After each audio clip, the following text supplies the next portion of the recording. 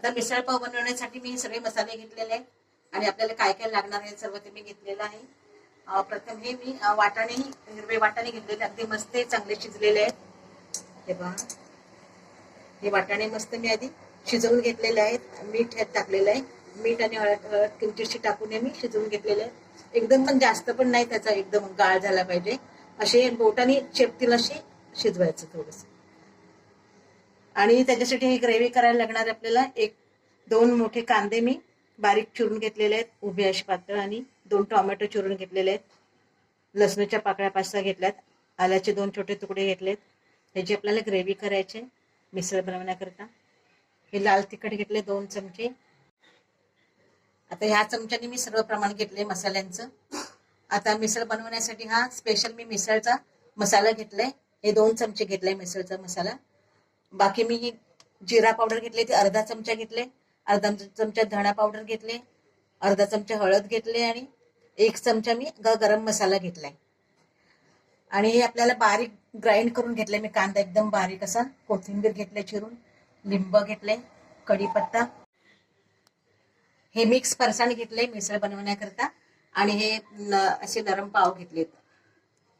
चला तर मग रेसिपीला सुरुवात करूया. आता गॅसवर मी एक कढई ठेवलेली आहे. आपण तेल टाकूया आधी. कढई गरम झालेली आहे.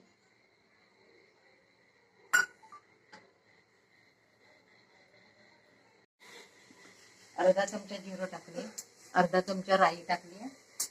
जिरं राई तडतडली का कढीपत्ता टाकायचा.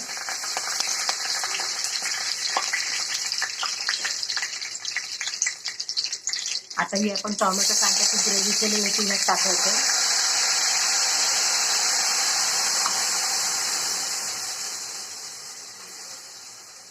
ही टोमॅटो कांद्याची ग्रेव्ही चांगली परतून घ्यायची, म्हणजे त्याचा कच्चे पण गेला पाहिजे, त्याकरता ही चांगली परतून घ्यायची. थोडं हिंग टाकायचं किंचित,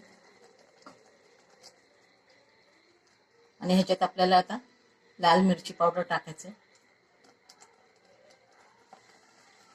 ही मिरची पावडर आहे, यानी तरी पण चांगली येते आणि कलर पण खूप छान येतो. चांगलं ह्याला परतून घ्यायचे, 1-2 मिनिटं चांगलं हे परतायचं. आता हे मस्त छानपैकी असं परतून घेतले आपण 1-2 मिनिटं. कलर पण खूप छान आलाय, मस्त कलर आलाय. आता ह्याच्यामध्येच आपल्याला मसाले टाकायचे. मिसळ पाव, धणा जिरा पावडर, गरम मसाला, सर्व आपण ह्याच्यात मसाले ऍड केलेले आहेत. परत चांगलं परतून घ्यायचे. मसाले चांगले त्यात शिजले पाहिजे.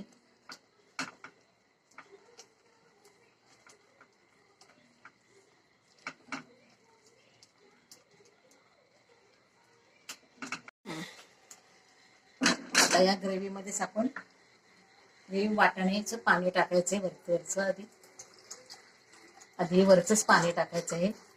वाटाणे आपण शिजवतो तेव्हा जे पाणी असतं ते आपण फेकून नाही द्यायचं, हे असं त्याच्यातच टाकायचं रश्श्यामध्ये.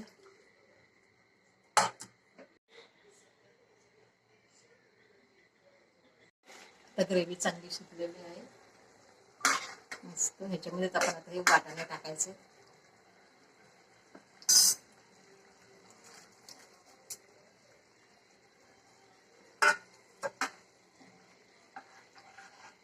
छान मस्त झालं आपला रस्सा. आणि आपल्याला आता हे वाढवायचं असेल तर गरम पाण्यानेच वाढवायचा रस्सा. एकीकडे गरम पाणी करून ठेवलेलं आहे मी, एकीकडे गरम पाणी ठेवले आहे. हे आपण, कारण मिसळला रस्सा जेवढा जास्त असेल तेवढी मजा येते मिसळ खायला.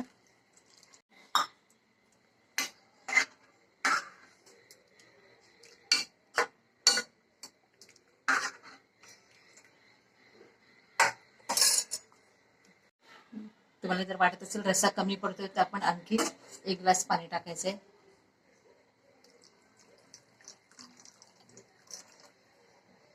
तुम्ही या ग्रेव्हीनुसार किती वाढवता येईल तेवढं पाणी वाढवून तुम्ही रस्सा बनवू शकता.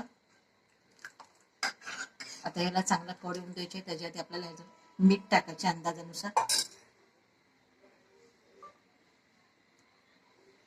त्या अंदाजाने मीठ टाकायचंय. सगळ्यात शेवटी मीठ टाकायचंय, म्हणजे आपल्याला केवढं आपण वाढवले रस्सा त्या अंदाजाने आपण हे मीठ टाकायचंय. त्याला चांगलं दणदणीत एक कड येऊन द्यायचे. आणि आपली मिसळ मस्त खूप छान झाली आहे. अगदी झणझणीत अशी मस्त चटकदार ही मिसळ. आता पावसाचे दिवस आहेत, अशी मस्त गरमागरम मिसळ पाव बनवा तुम्ही. सुगंध पण खूप छान येतोय. आता ही डिश आणि बाउल घेतला, त्याच्यामध्ये पहिलं फरसाण टाकायचं.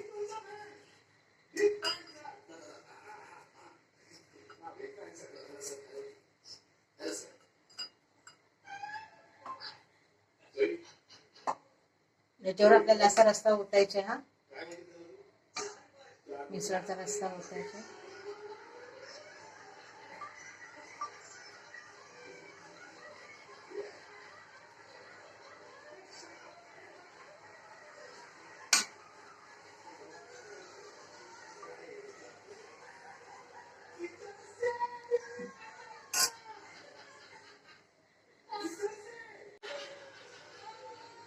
कोथिंबीर टाकायचं.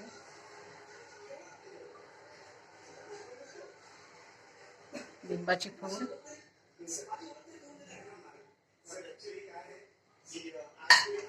सोबत आपण पाव ठेवणार आहोत.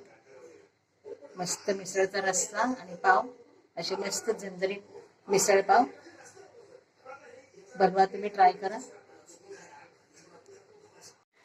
आपली मस्त झणझणीत अशी मिसळ तयार झाली आहे. आता पावसाचे दिवस आहेत, अशी मस्त गरमागरम अशी मिसळ बनवा. आणि कशी झाली आहे ती मला कमेंटमध्ये सांगा. तुम्हाला ही माझी रेसिपी आवडली असेल तर व्हिडिओला एक लाईक करा. तुमच्या मित्रमैत्रिणींसोबत व्हिडिओ शेअर करा. आणि घरगुती स्वादला सबस्क्राईब करा.